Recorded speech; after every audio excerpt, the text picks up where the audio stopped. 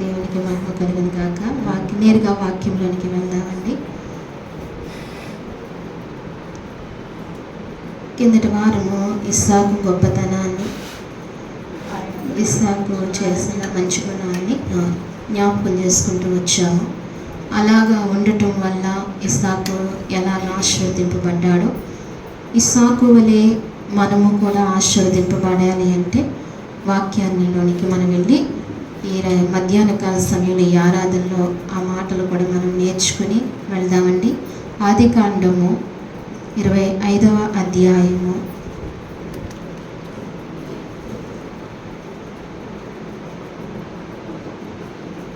21వ వచనము.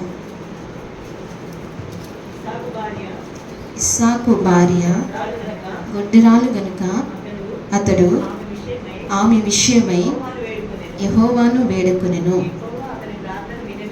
యెహోవా అతని ప్రార్థన వినును గనక అతని భార్య అయిన రిబ్కా గర్భవతి ఆయను. ఆమె గర్భములో శిశువులు ఒకరితో ఒకడు పెనుగులాడిన గనుక ఆమె ఇలాగ అయితే నేను బ్రతుకుట ఎందుకని అనుకుని ఈ విషయమై యెహోవాను అడగ వెళ్ళెను. అప్పుడు యెహోవా ఆమెతో ఇట్లనెను, 2 జనములు నీ గర్భములో కలవు, 2 జనపదములు నీ కడుపులో నుండి ప్రత్యేకంగా వచ్చును. ఒక జనపదము కంటే ఒక జనపదము బలిష్టమై ఉండెను. పెద్దవాడు చిన్నవాడుకు దాసుడగను. చాలండి. పరిశుద్ధుడా, నీకు వందనములు, స్తోత్రములు ప్రభువా. మహోన్నతుడుము ప్రభువా, సర్వశక్తిమంతుడుము, సర్వాధికారి తండ్రి నాయన, ఈ మధ్యాహ్న కాల సమయంలో ప్రభువా నిన్ను ఆరాధించడానికి మేమందరము చేరి ఉన్నాము. కేవలము నిన్ను ఆరాధించడానికి మాత్రమే ప్రభువా. నిన్ను ఆరాధిస్తుండగా నీ కృప మాకు దయచేయండి. మా మనస్సు నీ వైపుకు నిలుపుకునేటట్టుగా నీ శక్తిని మాకు ఇవ్వండి ప్రభువా. నీ పాదాలు పట్టుకుని అడుగుచున్నాను ప్రభువా. నాయన, ఈ ఆరాధించే అయ్యా ఈ చిన్న గుంపులో ప్రభువా మమ్మల్ని చేర్చినందుకు నీకు స్తోత్రాలు అయ్యా. ఇదిగో మరి చదవబడని లేఖన భాగాన్ని విరిచి మాకు కొట్టించండి ప్రభువా. అయ్యా, నన్ను సంపూర్ణముగా నీ సిలువ చాట మరుగుపరుచుకోండి. నీ ఆత్మ ఒకటే పని చేయడానికి కృప దయచేయండి తండ్రి. నువ్వు నాయన నాతో మాతో మరి మాట్లాడండి స్వామి. మరి ఈ వారము ఏం కావాలో ఆ మాటలోనైనా ప్రభువా మీరు మాట్లాడి మాకు అనుగ్రహించి మేము నైనా మా గృహాలకు వెళ్ళడానికి సహాయం చేయమని వినగలిగిన నైనా ప్రభువా మనసు అయ్యా ఇదిగో మరి గ్రహించుకోగలిగిన గ్రహింపు అయినా ప్రభువా అన్నిటినీ మాకు అనుగ్రహించి నైనా వాక్యమును ప్రభువా రాలాలంగా రానియకుండా చేస్తున్న చీకటి శక్తులు లయపరిచి ప్రభువా నీ ఆత్మను మాకు సమృద్ధిగా దయచేసి నీ కృపను అనుగ్రహించమని అయ్యా మీరే మమ్మల్ని అందరినీ కూడా జ్ఞాపకం చేసుకోమని నేను చిన్న ప్రార్థన నా ప్రియరక్షకుడైన యేసుక్రీస్తు నామంలో అడిగి వేడుకుంటున్నాము తండ్రి. చదవబడిన వాక్యంలో ఇస్సాకు భార్య గొడ్రాలు గనుక అతడు ఆమె విషయమై యెహోవాను వేడుకొనెను. ఇస్సాకు భార్య అంటే ఎవరండి? రెబ్కా. రెబ్కాకు పిల్లలు లేనందున తన గురించి ఎవరు ప్రార్థన చేశారు? ఇస్సాకు ప్రార్థన చేస్తూ వచ్చాడు. అంటే ఇస్సాకు ప్రార్థన చేశాడు. ఇస్సాకు ప్రార్థన చేయగానే ఏం కలిగిందండి? ఇస్సాకు ఏ విషయంలో అయితే ప్రార్థన చేశాడో ఆ విషయాన్ని పొందుకున్నాడు కదా. ఆ విషయాన్ని పొందుకున్నాడు. అయితే గర్భము తెరవబడింది. కానీ ఒక గర్భంలో ఒక బహుమానమే కాదు, ఎంతమంది ఉన్నారండి? 2 ఉన్నారు. అంటే ఇస్సాకు ప్రార్థన ఎంత బలమైందో ఒకసారి మనం ఆలోచన చేస్తే మనకి వాక్యాన్ని బట్టి అర్థమవుతుంది. ఇస్సాకు ప్రార్థన దేవుడు విన్నాడు. ఇస్సాకు ప్రార్థన దేవుడు వింటూ వచ్చాడు. ఈ వాక్యాన్ని బట్టి మనం చూస్తే పురుషుల ప్రార్థన చాలా బలముగా ఉంటుంది, బలమైనది. పురుషుల ప్రార్థన బలమైనది. స్త్రీలు ప్రార్థన చేస్తే ఒక బహుమానం పొందుకుంటాం, అదే పురుషులు ప్రార్థన చేస్తే డబల్ పొందుకుంటారండి. అన్న ప్రార్థన చేసినప్పుడు ఎవరిని పొందుకుంది? సమూయేలుని పొందుకుంది. శ్రేష్టమైన సమూయేలుకి దారి వేరనుకోండి, సమూయేలుని పొందుకుంది. మరి ఇస్సాకు పురుషుడు, ఇస్సాకు ప్రార్థన చేశాడు. ఒకేసారి ఎంతమందిని పొందుకున్నారండి? ఇద్దరిని పొందుకున్నారు కదా. ఏశావుని, యాకోబుని పొందుకున్నారు. ఇశ్రాయేలు జనాంగంలో పొందుకున్నారు కదా. అంటే పురుషుల ప్రార్థన బలము కలిగినది. గృహంలో అయినా సంఘంలో అయినా ఎవరు ప్రార్థన ఉండాలంటండి? పురుషుల ప్రార్థన. ఖచ్చితంగా పురుషులు చేతులెత్తి ప్రార్థిస్తే దాని మేలు వేరుగా ఉంటుంది. దాని గొప్ప మేలు అద్భుతంగా ఉంటుంది, ఆశ్చర్యంగా ఉంటుంది. రెండంతలుగా పొందుకోగలుగుతాం. ఒక విషయంలో ప్రార్థిస్తే రెండంతలుగా పొందుకోగలుగుతాం. అందుకే పురుషులైన వారు గమనించి ఆత్మీయతలో ఎదుగుతూ వాళ్ళ ఆత్మీయ స్థితిని పెంచుకుంటూ ఏం చేయాలంటే ప్రార్థన చేయాలి. చేతులెత్తి ప్రార్థించినప్పుడు ఖచ్చితంగా పొందుకుంటాం, ఆశీర్వదింపబడతాం వారు ప్రార్థన చేయాలి. అందుకే ఇక్కడ ఇస్సాకు జీవితంలో ఇస్సాకు వలె మనం కూడా ఆశీర్వదింపబడాలి అంటే ఇస్సాకులో ఉన్న గుణాలన్నీ కూడా మనకు ఉండాలి. కిందట వారం మనం చూసుకుంటూ వచ్చాం. ఇస్సాకు గొప్పతనాన్ని మనం జ్ఞాపకం చేసుకుంటూ వచ్చాం కదా. ఇస్సాకులో ఏముందండి? గౌరవించడం అనే స్వభావము ఉంది కదా. తల్లిదండ్రులకు విధేయులుగా లోబడటం అనేది ఉంది. తల్లిదండ్రులకు లోబడుతూ వచ్చాడు. అలాగే పొలంలో ధ్యానిస్తూ వచ్చాడు, అంటే వాక్యాన్ని ధ్యానిస్తూ వచ్చాడు. మనము కూడా మాట మాటకి ఏం చేయాలండి? వాక్య జ్ఞానంలో ఉంటూ ఉండాలి, వాక్యాన్ని ధ్యానించు ఉండాలి. వాక్యమే మనల్ని ధైర్యపరుస్తుంది. అనేకమైన పరిస్థితులు మన గుండా వెళుతూ ఉంటాయి, అనేకమైన ఆటుపోటులు మన గుండా వెళుతూ ఉంటాయి. కానీ ఏది ధైర్యపరచలేదు, కానీ వాక్యమే మనల్ని ధైర్యపరుస్తూ వస్తుంది. ఒకసారి అవమానం కలగచ్చు, ఒకసారి ఘనత కలగచ్చు, ఒకసారి మనకు ఉన్నతంగా ఉండవచ్చు, ఒకసారి లేకపోవచ్చు, ఒకసారి ఆరోగ్యం ఉండొచ్చు, ఒకసారి ఆరోగ్యం ఉండకపోవచ్చు. ఇవన్నీ కూడా మానవ జీవితంలో వెళుతూనే ఉంటాయి. అన్నిటిని బట్టి కృంగిపోకుండా దేవుని బట్టి ధైర్యం కలిగి ఉండాలంటే వాక్యం మన హృదయంలో ఉన్నప్పుడే ఇవన్నిటిని దాటుకుని వెళ్ళగలుగుతాం, ధైర్యంగా ఉండగలుగుతాం. అందుకే వాక్యము మన హృదయంలో ఉంటూ ఉండాలి. ఇస్సాకు వలె ధ్యానిస్తూ ఉండాలి. ఎవరి వల్లేనండి? ఇస్సాకు వలె మన వాక్యాన్ని ధ్యానిస్తూ ఉండాలి. అలాగే ఇస్సాకులో కూడా విశ్వాసము గొప్పగా ఉంది. ఏముందండి? విశ్వాసము గొప్పగా ఉంది. తన విశ్వాసము తన తండ్రి దగ్గర నుంచి వచ్చింది. అందుకే విశ్వాసం చాలా గొప్పగా ఉంది. మరి మన తండ్రి ఎవరండి? మన తండ్రి ఎవరు? ప్రభువైన యేసుక్రీస్తు. ఆయన విశ్వాసం గొప్పదా కదా? ఆయన విశ్వాసానికి కొలత లేదు. ఆయన విశ్వాసం చాలా గొప్పది. ఆయన విశ్వాసం వివరించడానికి భాష మోగపోతుంది. ఆయన అటువంటి విశ్వాసము కలిగిన దేవాది దేవుడు. ఆయన అవన తండ్రి అయిన విశ్వాసము ఇస్సాకుకి తన తండ్రి విశ్వాసం ఎలాగైతే అబ్బిందో మన తండ్రి విశ్వాసం కూడా మనకు కూడా అలవర్చుకునే విషయంలో మనం కూడా ఉండాలని దేవుని వాక్యం సెలవిస్తుంది. అయితే ఆయన ఇస్సాకు ప్రయాసపడటంలో కూడా ప్రాధాన్యుడు. దేంట్లోనండి? ప్రయాసపడుతూ వచ్చాడు. తన పొలంలో విత్తనాలు వేస్తూ ప్రయాసపడుతూ వచ్చాడు. విశ్వాస జీవితంలో మనం క్రైస్తవులైన వారు అందరం కూడా ఏం చేయాలి? కష్టపడుతూ రావాలి, కష్టపడాలి. ప్రతి వ్యక్తి కష్టపడాలి కదండి. కష్టపడినప్పుడు దేవుడు ఖచ్చితంగా ఆశీర్వదింపబడతామని దేవుని మాటలు సెలవిస్తుంది. అందుకే ఇన్ని గుణాలు ఉన్న ఇస్సాకులో, ఇంత గొప్ప మనసు ఉన్న ఇస్సాకులో ఎందుకు ఆశీర్వదింపబడ్డాడు అంటే, మళ్ళా ఆశీర్వదింపబడిన వ్యక్తి ఏం చేస్తున్నాడండి? ప్రార్థన చేస్తున్నాడు. ఏం చేస్తున్నాడు? ప్రార్థన చేస్తున్నాడు. ఆశీర్వదింపబడిన తర్వాత ఎవరైనా ప్రార్థన చేస్తారా? అన్నీ ఉంటే ఎవరైనా ప్రార్థన చేస్తారా? ఏమీ లేకుండానే మనం ప్రార్థన చేయట్లేదు. అన్నీ ఉన్న వ్యక్తి ఎవరు ప్రార్థన చేస్తారండి? అన్నీ ఉన్న వ్యక్తికి ఇంకా ఏముంటుంది? అన్నీ ఉన్న వ్యక్తికి ఏముంటుంది? గర్వం ఉంటుంది. అన్నీ ఉన్న వ్యక్తికి ఎంజాయ్ చేయాలనిపిస్తుంది. ఏం చేయాలనిపిస్తుంది అండి?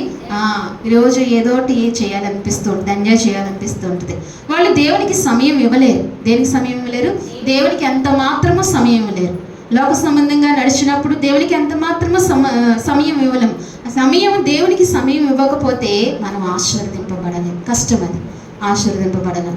మనం ఆశీర్వదింపబడాలి అంటే, అన్ని రకాలుగా ఆశీర్వదింపబడాలి అంటే ఏం ఇవ్వాలండి?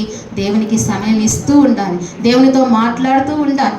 దేవుడు మనతో మాట్లాడుతూ ఉండాలి, మనం ఆయనతో మాట్లాడుతూ ఉండాలి. అలాంటప్పుడే ఆశీర్వదింపబడతాం. అయితే ఇస్సాకు ప్రార్థనలో ఎంత శక్తి ఉందో, ఎంత డబలు పొందుకుంటున్నాడో ఈ వాక్యాన్ని బట్టి మనకు అర్థమవుతుంటుంది. ఇస్సాకుకి చేతులెత్తి ప్రార్థించటము అలవాటు ఉందండి. అలాగే మన జీవితాల్లో స్త్రీలైనా పురుషులైనా మనమైనా ఏం చేయాలంటే అండి, ప్రార్థన చేసినప్పుడు ఖచ్చితంగా దేవుడు గొప్ప కార్యాలు మన పట్ల అద్భుతంగా చేయగలుగుతాడు. వాక్యాన్ని బట్టి మనం అన్ని విషయాల్లో ధైర్యం కలిగి ఉండగలుగుతాం. అందుకే ఇంకొక మాట చూద్దాం. అదే ఆదికాండము 26వ అధ్యాయము 29వ వచనం చూడండి.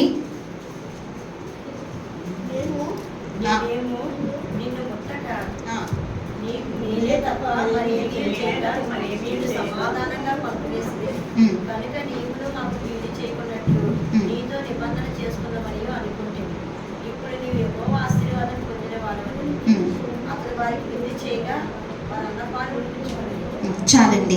ఇక్కడ అంటున్నారు కదా దేవుని వాక్యం, నీవు యెహోవా ఆశీర్వాదము పొందినవాడువని. ఎవరంటండి?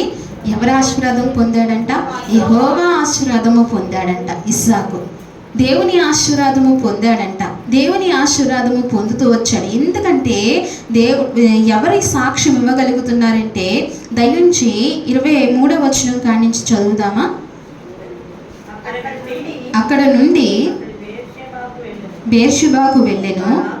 ఆ రాత్రియే యెహోవా అతనికి ప్రత్యక్షమై, నేను నీ తండ్రి అయిన అబ్రహాము దేవుడను, నేను నీకు తోడై ఉన్నాను గనుక భయపడకము, నా దాసుడైన అబ్రహామును బట్టి నిన్ను ఆశీర్వదించి నీ సంతానమును విస్తరింపచేసదనని చెప్పాను. అక్కడక్కడ అతడు బలిపీఠము కట్టించి యెహోవా నామమున ప్రార్థన చేసి అక్కడ తన గుడారము వేసెను. అప్పుడు ఇస్సాకు దాసులు అక్కడ బావి తవ్విరి. అంతటా అబీమెలెకును అతని స్నేహితుడైన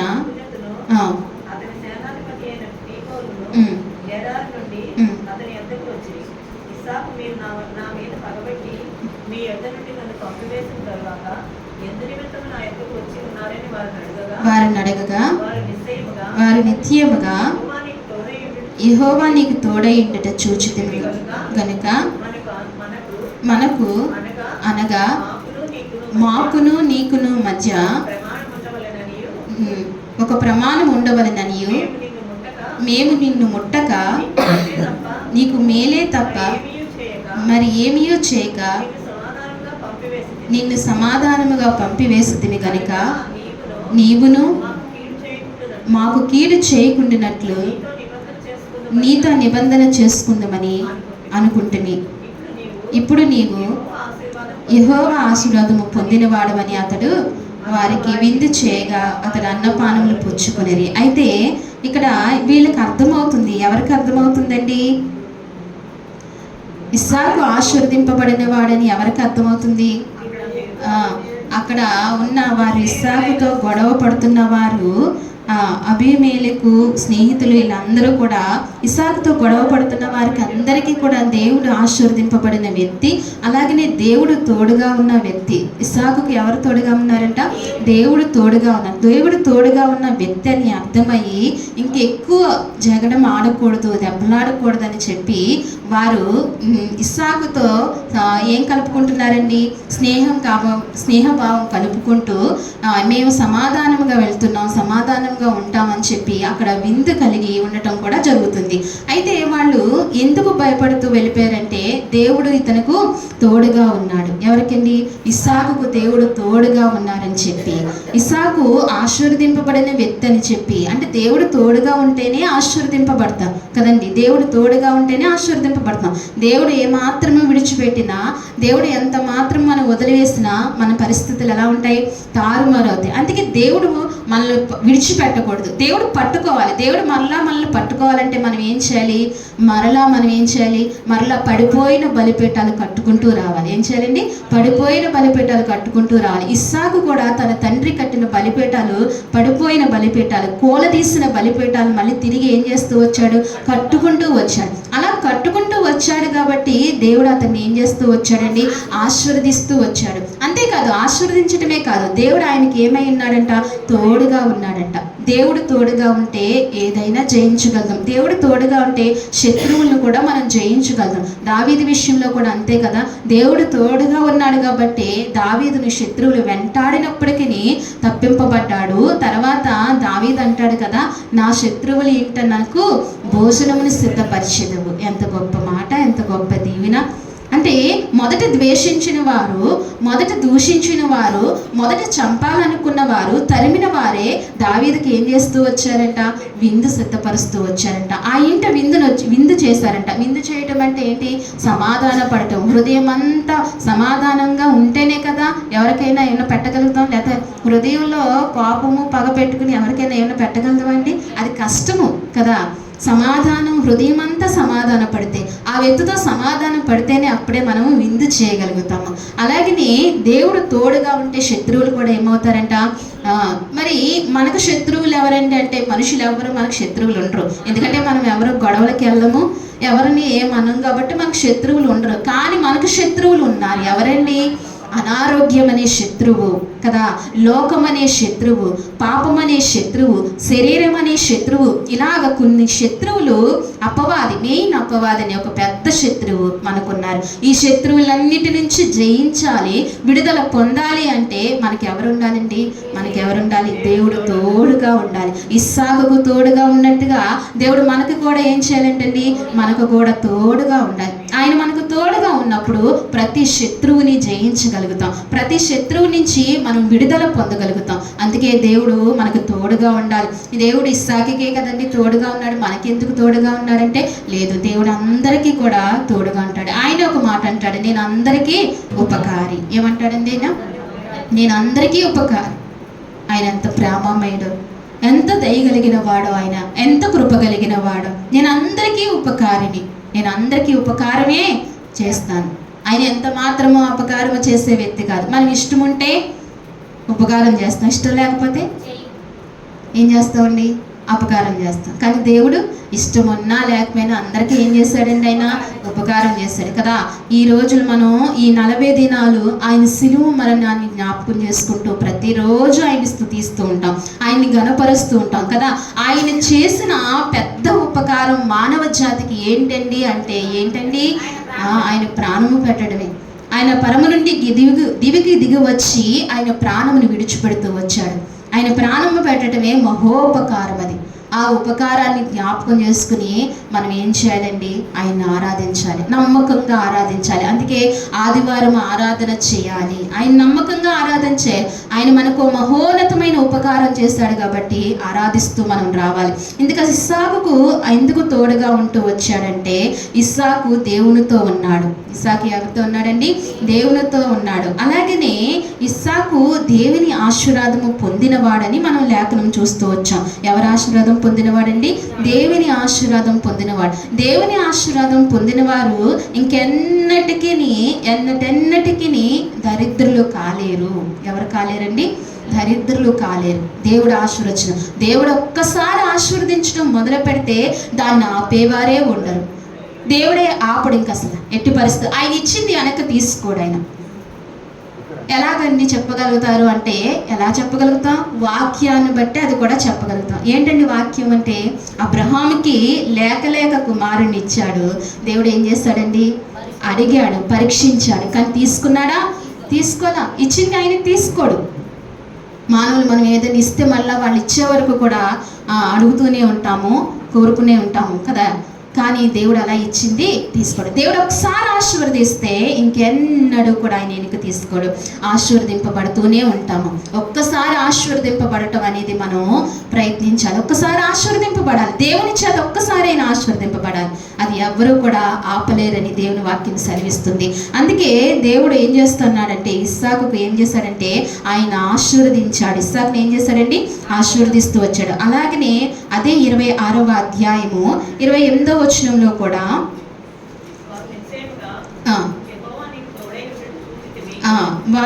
అతడు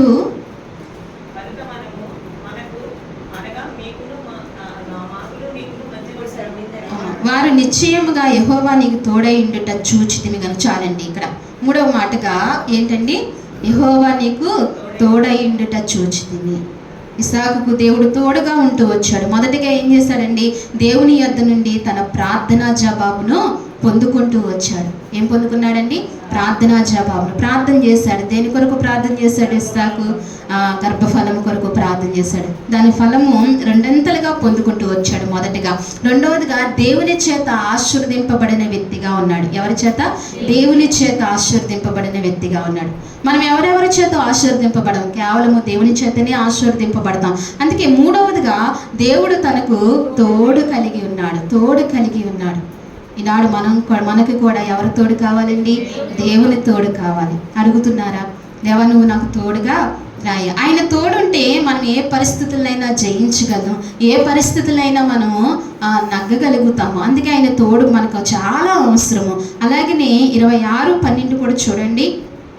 26:12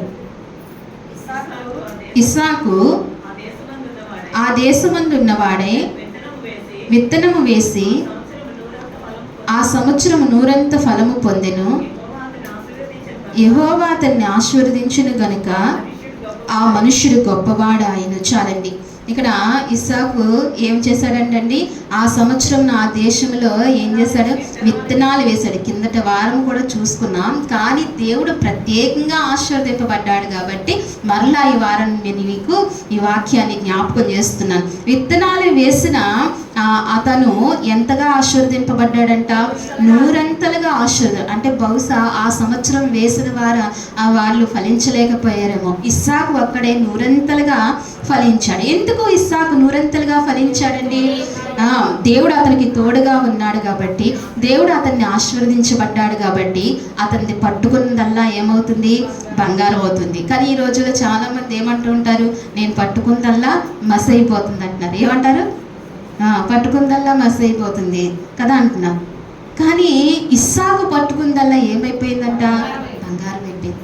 ఎందుకు బంగారం అయిపోయింది? ఇస్సాకులో గొప్పతనం ఉందా? ఇస్సాకు ఏమైనా దేవుడా? ఏంటండి? దేవుడు తోడుగా ఉన్నాడు. ఏమన్నాడు? దేవుడు తోడుగా. దేవుడు తోడుగా ఉంటే మనం చేసే ప్రతి పని సఫలమవుతుంది. ఏమవుతుందండి? మనం చేసే ప్రతి పని సఫలమవుతుంది. అది ఎప్పుడూ నిరర్ధకము కాదు. దేవుడు ఎడబాస్తే గనక మనం ఎంత జాగ్రత్తగా చేసినా, ఎంత మెలుగుగా చేసినా అది ఏమవుతుంటుంది? ఫెయిల్యూర్ అవుతూ ఉంటుంది. కానీ దేవుడు తోడుగా ఉంటే అది సఫలం అవుతూ ఉంటుంది. అందుకే దేవుడు ఇస్సాకు తన చేతులతో వేసిన విత్తనాలు నూరంతల ఫలితాలు చూస్తూ వచ్చాడు. యెహోవా అతన్ని ఆశీర్వదించిన కనుక ఆ మనుష్యుడు గొప్పవాడని. ఎవరయ్యాడండి? గొప్పవాడు. ఆశీర్వదింపబడిన వ్యక్తిని ఏమంటారు? గొప్పవారు అంటారు కదండి. అదే ఏమీ లేకుండా దీనంగా దరిద్రగా ఉంటే ఆ వ్యక్తిని ఎవరైనా గౌరవిస్తారా? ఆ వ్యక్తిని ఎవరైనా దృష్టిలో పెట్టుకుంటారా? లేదు కదా. అదే ఆశీర్వదింపబడిన ఆస్తి కలిగిన వారిని, సామర్థ్యత కలిగిన వారిని ఏం చేస్తారు? గొప్పవారని మెచ్చుకుంటూ ఉంటారు. అయితే ఇతను ఇస్సాకు దేవుని చేతనే ఆశీర్వదింపబడ్డాడు. ఎలా చండి? దేవుని చేతనే ఆశీర్వదింపబడ్డాడు. ఎందుకు దేవుని చేతనే ఆశీర్వదింపబడ్డాడంటే తన గుణగణాలు మంచివై ఉన్నాయి. ఎలా ఉన్నాయండి? తన గుణగణాలు మంచివై ఉన్నాయి. తన ప్రవర్తన మంచిదై ఉంది. తన జీవిత యాత్ర మంచిగా జీవిస్తూ వచ్చాడు. కిందట వారం చెప్పినట్లుగా తన అన్ని విషయాల్లో విధేయుడుగా ఉన్నాడు. దేవుని యందు నమ్మకంగా జీవిస్తూ వచ్చాడు. అందుకే తన జీవితంలో గొప్ప మేలులు చూడగలుగుతూ వచ్చాడు. ఇంకొక మాట కూడా మనం చూసుకుని ముగించుకుందాం. చూడండి. అదే ఆదికాండము 26వ అధ్యాయము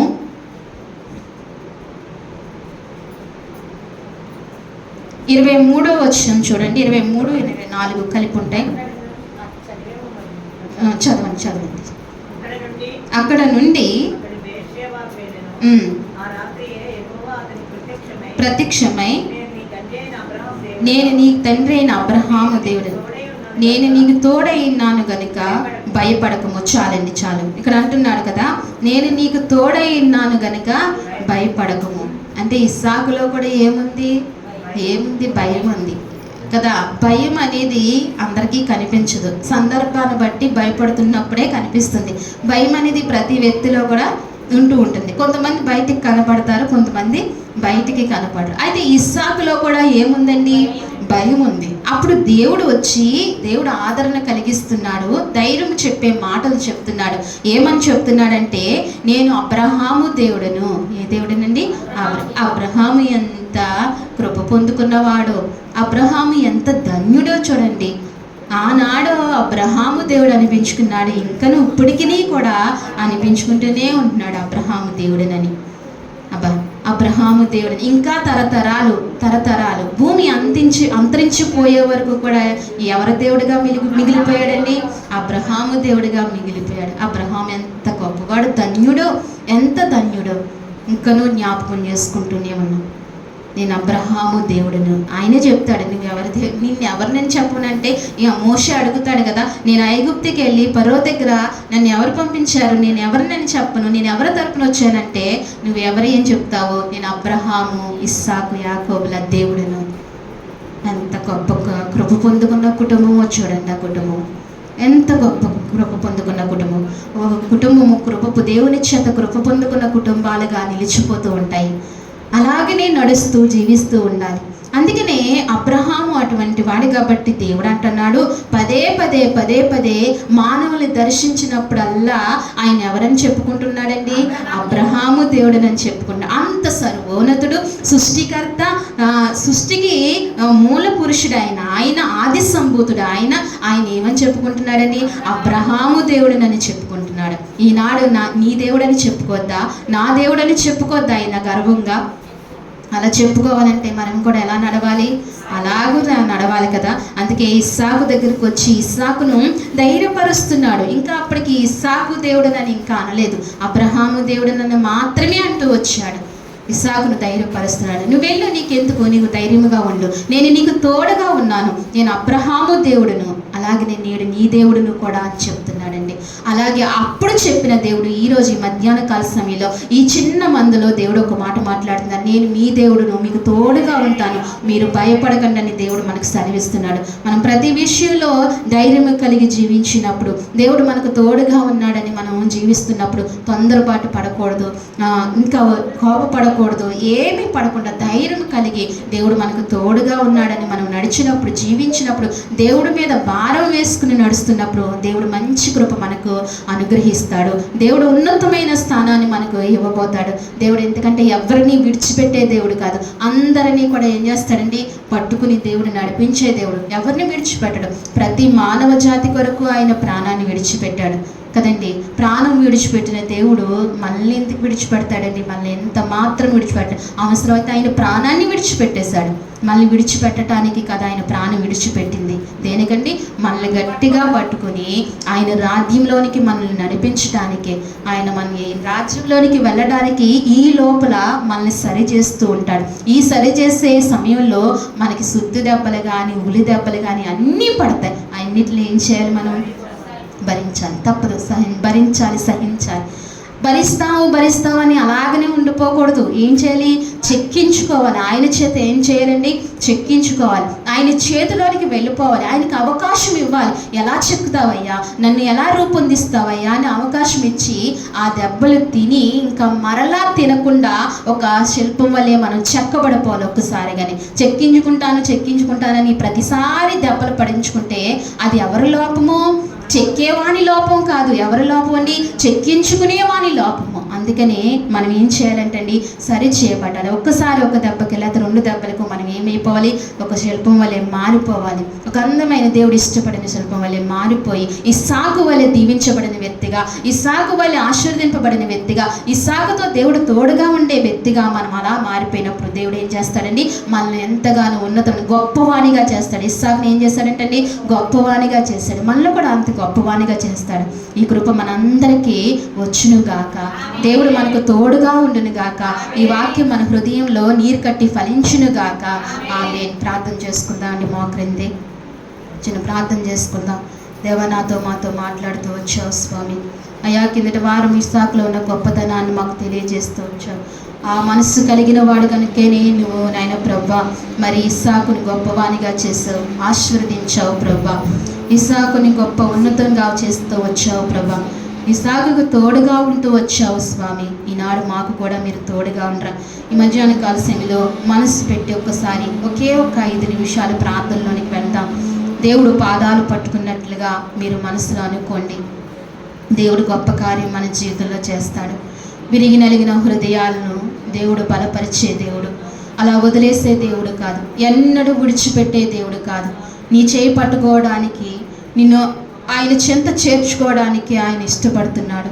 అందుకే నీకు ఇన్ని శ్రమలు, ఇన్ని కష్టాలు, ఇన్ని అవమానాలు, ఇన్ని నిందలు, పరిస్థితులు గుండా వెళ్తున్నామంటే దేవుడు ఎంతగా నిన్ను ఇష్టపడుతున్నాడో ఒకసారి గమనించి నీ జీవితంలో, నీ వ్యక్తిగత జీవితంలో ఏ శ్రమ అనుభవిస్తున్నావో, ఏ వ్యాధి అనుభవిస్తున్నావో, ఏ బాధ అనుభవిస్తున్నావో, ఏ మాటలు అనుభవిస్తున్నావో అన్నిటికీ దేవుడు సమాధానపరిచే దేవుడు, సమాధానం ఇచ్చే దేవుడు. ఒక్కసారి మీరు ప్రార్థన చేయండి.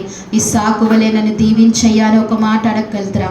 ఇస్సాకుకు తోడుగా ఉన్నట్లు నాకు తోడుగా ఉండు ప్రభు అని ఒక మాట అడగగలుగుతారా? దేవుడు మీకు తోడుగా ఉంటాడు. ఎవరైతే ఆ మనసు పెట్టి అడుగుతారో, ఎవరైతే మనసు పెట్టి అడుగుతారో ఇక్కడ ఖచ్చితంగా దేవుడు ఉన్నాడని నమ్మకముతో, విశ్వాసముతో అడుగుతారో వారి వెనుక దేవుడు వచ్చునుగాక. ఎవరైతే అడుగుతున్నారో వారి జీవితాల్లో గొప్ప కార్యము దేవుడు చేసునుగాక. అడుగుదాము, మనసు పెట్టి అడుగుదాము. ప్రభువా నా పరిస్థితి ఇదయ్యా, నువ్వు ఒకసారి చెప్పు. నీ పరిస్థితి ఏదైనా ఆయనకు తెలుసు, కానీ నువ్వు నోరు తెరిచి చెప్పాలి కదా. అవునయ్యా, ఇస్సాకు తండ్రి చేతులెత్తి ప్రార్థించినప్పుడు ప్రభువా అయ్యా తన జీవితంలో ప్రభువా రెండంతల మేలులు పొందుకున్నాడయ్యా. నా జీవితంలో ప్రభా అవసరమైతే, నీకు ఇష్టమైతే, దేవుడి మాట అయితే, దేవుడే మాట్లాడాడు అని అనుకుంటే కనుక నీ రెండు చేతులు ఆకాశం పైకి ఎత్తి ఒకసారి నువ్వు చిన్న విన్నపం చేయగలదవా? దయించి నీ చేతులు ఆకాశం వైపుకి ఎత్తి, నీ పరిస్థితి కొన్ని సంవత్సరాల నుంచి నువ్వు నలిగిపోతే ఉంటే కనుక ఆ పరిస్థితిని ఒకసారి దేవునికి తెలియజేసి, అయ్యా ఇస్సాకుకు తోడుగా ఉన్న దేవుడు, నువ్వు ఎవరైనా నీకు ఇష్టమే కదయ్యా, మానవులందరినీ ఇష్టపడే దేవుడు, నా ఉదయతలు బట్టి కానీ, నా పాపములు బట్టి కానీ, నా నిర్లక్ష్యతను బట్టి కానీ నీ కృప తక్కువ చేయకయ్యా. అయ్యా నన్ను జ్ఞాపకం చేసుకొని ఒక్కసారి అడగగలిగితే, నువ్వు దేవుని చేత నిబంధన చేసుకోగలిగితే దేవుడు నీకు తోడుగా ఉంటాడు. ఇస్సాకును ఆశీర్వదించినట్లుగా, ఇస్సాకును దీవించినట్లుగా దేవుడు నిన్ను దీవిస్తాడు. దేవుని కృప కావాలి, దేవుడు తోడు కావాలి. దేవుడు తోడు లేనిదే మనం ఏమీ చేయలేం. నీకెంత బలమైన ఉండవచ్చు, నీకెంత ఆస్తి అయినా ఉండొచ్చు, నీకెంత విద్య అయినా ఉండొచ్చు, ఎంత తెలివైనా ఉండొచ్చు, ఎంత మాటకారతనమైన ఉండొచ్చు. దేవుడు తోడు లేకపోతే ఇవన్నీ వ్యర్థమే కదా. దేవా నువ్వు నాకు తోడుగా ఉండయ్యా. ఈ మధ్యాహ్న కాల సమయంలో ప్రభా ఈ ఆరాధనలో నీ తోడు తీసుకెళ్లాలనుకుంటున్నానయ్యా. నువ్వు నాకు తోడు రండి ప్రభా. అయ్యా ఈ వాక్యాన్ని బట్టి నాతో రండి అయ్యా. ఈ వాక్యాన్ని బట్టి నన్ను బలపరిచింది స్వామి. అయ్యా ఇస్సాకుకి ఎలాగ తోడుగా ఉంటూ వచ్చావో, ఆశీర్వదింపబడ్డావో నన్ను కూడా ఆ రీతిగా ఆశీర్వదించు ప్రభు అంటూ చిన్న ప్రార్థన చేసుకుందాం. మన మధ్యన తల్లి లీలావతి అమ్మగారు చిన్న ప్రార్థన చేస్తారు. చిన్న ప్రార్థన అందరం మోకరిందామండి. చివరి ప్రార్థన చేసుకుందాం. మహాపరిశుద్ధమైన ప్రేమగల తండ్రి, మహాగణుడ, మహోన్నతుడ, సర్వశక్తిమంతుడ, సర్వాధికారి, మీ ఘనమైన, ఉన్నతమైన, పరిశుద్ధమైన, మీ దివ్యమైన నామానికి వందనాలు, స్తోత్రాలు చెల్లిస్తున్నాం. గడిచిన నా ప్రభు పరిశుద్ధ దినం నుంచి ఈ నా ప్రభు పరిశుద్ధ దినం వరకు మీ సజీవమైన రెక్కల చాటున మీరు బలపరిచినందుకే మీకు స్తోత్రాలు అయ్యా. ఇదిగో మరి మొదటి ప్రార్థన నుంచి ప్రభువా ఈ చివరి ప్రార్థన వరకు నువ్వు మాకు తోడుగా ఉండి మమ్మల్ని బలపరిచి తండ్రి నీ ఆత్మతో నడిపించినందుకే నీకు స్తోత్రాలు చెల్లిస్తున్నాము ప్రభువా. అలాగనే తండ్రి నైనా నువ్వు చెప్పబడినా నైనా నువ్వు ఇచ్చిన వాక్యాన్ని బట్టి కూడా నీకు కృతజ్ఞతాస్తుతులు చెల్లించుకుంటున్నాం ప్రభువా. ఇస్సాకును నైనా మీరు ఎలాగైతే తోడుగా ఉండి మీరు ఆశీర్వదించి ఇస్సాకు ప్రార్థన వింటూ వచ్చారో ప్రభువా, అలాగే మా జీవితాల్లో ప్రభువా మేము చేసే ప్రార్థనలు కూడా మీరు ఆలకించండి ప్రభువా. ప్రార్థన ఆలకించేవాడవని నీకు గొప్ప పేరు ప్రభువా. ప్రార్థనలు వినే దేవుడు, మనస్సు పెట్టి నువ్వు ఉన్నావనే నమ్మకంతో, విశ్వాసంతో ఎప్పుడైతే ప్రార్థిస్తామో అప్పుడు ఎలాంటి కార్యమైనా నువ్వు చేయగలిగిన దేవుడు ప్రభువా. అదే మనసుతో ఇస్సాకు ప్రార్థించినప్పుడు ప్రభువా ఇస్సాకుకు రెండంతల ఆశీర్వాదం మీరు ఇస్తూ వచ్చారు స్వామి. అందును బట్టి నీకు స్తోత్రాలు. ఈ దినము నుంచి మేము ప్రార్థించినప్పుడు మేము అలాగనే పొందుకునే శక్తి, కృపాభాగ్యము మా అందరికీ మీరు దయచేయండి. ఇక్కడున్న పురుషులైన వారిని ఆ రీతిగా ఇస్సాకు వలె మీరు అభిషేకించమని, ఆశీర్వదించమని మీ సన్నిధిలో ప్రార్థిస్తున్నాం తండ్రి. సహాయం చేయండి ప్రభువా. ఇస్సాకును ఆశీర్వదించినట్లుగా మమ్మల్ని అందరినీ మీరు ఆశీర్వదించండి. ఇసాకుకు తోడుగా ఉన్నట్లుగా మా అందరికీ మీరు తోడుగా రండి స్వామి. నీ సన్నిధి సహవాసాన్ని మేము కోరుకుంటున్నాం ప్రభా. నీ తోడు మేము కోరుకుంటున్నాం, మేము అడుగుచున్నాం. మాకుతో మీరు రండి ప్రవ్వా, మీరు మాకు సహాయం చేయమని అడుగుతున్నాం ప్రవ్వా. ఈ మధ్యాహ్న కాల సమయంలో ఈ చిన్న మందులో ప్రవ్వా అయా ఇదిగో మరి ఆరాధించుకునే కృప భాగ్యాలు మాకు అనుగ్రహించినందుకు, నేను హృదయపూర్వకంగా మనసారా ఆరాధించే కృప ఇచ్చినందుకు నీకు స్తోత్రాలు చెల్లించుకుంటూ, ఇంకా మనసుతో శ్రేష్టముగా నిన్ను ఆరాధించే కృపలోనికి మమ్మల్ని నడిపించమని అయా, ఇంక ఈ తావులోకి అనేకమైన నీ బిడ్డలమైన వారిని నడిపించమని అయా ఇదిగో మరి వీలు కాలేక రాలేని బిడ్డలను అయా వీలు పరచండి ప్రవ్వా. ఎందుచేత అయితే రాలేకపోతున్నారో వారందరితో మీరు మాట్లాడి నడిపించమని ప్రార్థిస్తూ మీకు వందనాలు చెల్లించుకుంటున్నాం ప్రభా. వచ్చిన నీ ప్రియులు మీరు జ్ఞాపకం చేసుకోండి. నీ ప్రియులందరికీ మంచి ఆరోగ్యాలు కృపాక్షేమములు వారికి దయచేయండి నాయన. వారితో మీరు తోడుగా ఉండి నడిపించండి. వారికి కావాల్సిన ఈవులన్నీ అనుగ్రహించండి. నీ సన్నిధిలో ఈ సన్నిధిలో ఏదైతే ప్రార్థించారో అవన్నీ పొందుకునే కృప ఇవ్వండి ప్రభా. దేవానికి స్తోత్రాలు తండ్రి. అలాగే నేను తల్లి చెప్పిన సాక్ష్యాన్ని బట్టి నీకు స్తోత్రాలు ప్రభా. అయా జయమ్మ గారిని మీరు జ్ఞాపకం చేసుకుని ముట్టి స్వస్థపరిచినందుకు నీకు స్తోత్రాలు. నీ స్వస్థతనైన బిడ్డ కొంకను మీరు దయచేసి సంపూర్ణమైన ఆరోగ్యాన్ని మీరు అనుగ్రహించి కుటుంబాన్ని మీరు బలపరచండి. అలాగే ఇక్కడ చేరువచ్చిన మమ్మల్ని అందరినీ కూడా మీరు జ్ఞాపకం చేసుకోండి. ఒక్కొక్కరిని పేరు పేరున ప్రతి బిడ్డను మీరు దీవించి ఆస్వాదించండి. ఇంకా రాని బిడ్డలను కూడా నైనా ప్రభా మీరు మాట్లాడి వారితో కూడా నడిపించమని ప్రార్థిస్తున్నాను తండ్రి. అయా కొన్ని దాసురాలు ప్రయాణంలో ఉన్నారు ప్రభా, తోడుగా ఉండండి ప్రభా. అయా ఊరు నుంచి మా మధ్యకు తండ్రి ప్రభా త్వరితంగా మీరు నడిపించమని కూడా మీ సన్నిధిలో ప్రార్థిస్తున్నాం. మీరు జ్ఞాపకం చేసుకోండి ప్రభా. నా దేని కుటుంబాన్ని కూడా మీరు దీవించి ఆస్వాదించండి. వచ్చిన నీ బిడ్డల కుటుంబాలన్నింటినీ కూడా దీవించి ఆస్వాదించి బలపరచమని, నీ కృపంతా మాకు అనుగ్రహించి నడిపించమని, మమ్మల్ని అందరినీ ప్రత్యేకంగా మీరు జ్ఞాపకం చేసుకోండి. నీ వాక్యాన్ని బట్టి మమ్మల్ని దీవించి ఆశ్రదించి బలపరిచి పంపించమని నీ నామంలో స్తుతించి ప్రార్థించి మా ప్రియ రక్షకుడైన యేసుక్రీస్తు నామంలో అడిగి వేడుకుంటున్నాను తండ్రి. మన తండ్రి అయిన దేవుని ప్రేమయు, కుమారుడైన యేసుక్రీస్తు కృపయు, పరిశుద్ధాత్మ అన్యోన్య సహవాసము మనకు మన కుటుంబాలకు సార్వత్రిక సంగమునకును ఇప్పుడు నీ ఎల్లప్పుడూ సదాకాలము దేవుడు తోడైండి నడిపించునుగాక. ఆమేన్. యేసు రక్తమే జయం, ప్రవేశ రక్తము సంపూర్ణమైన విజయం కలుగును గాక. ఆమేన్, ఆమేన్, ఆమేన్.